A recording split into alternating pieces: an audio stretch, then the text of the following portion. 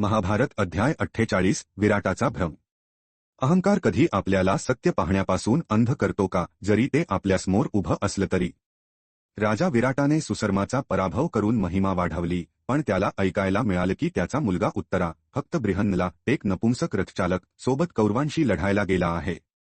भीतीने तो मुलाच्या जीवाची काळजी करू लागला. लवकरच संदेशवाहक आले आणि सांगितले की उत्तरा कौरवांना पराभूत करतोय.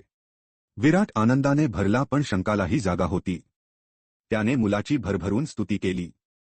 पण कंका या भेषातील युधिष्ठिरने सावधगिरीने सांगितले की विजयाचा श्रेय बृहन्नलाला जातो. विराटाने रागाने युधिष्ठिराला वार केला. द्रौपदीने सावधपणे रक्त गोळा केले आणि राजाला त्याच्या पवित्रतेची आठवण करून दिली. उत्तरा परतला आणि सत्य सांगितले. बृहन्नला अर्जुन होता. पांडवांनी आपले भेष उतरवले आणि दरबार हादरला. अहंकार माणसाला लहान स्वरूपातील महानत्व दिसायला अडथळा आणतो.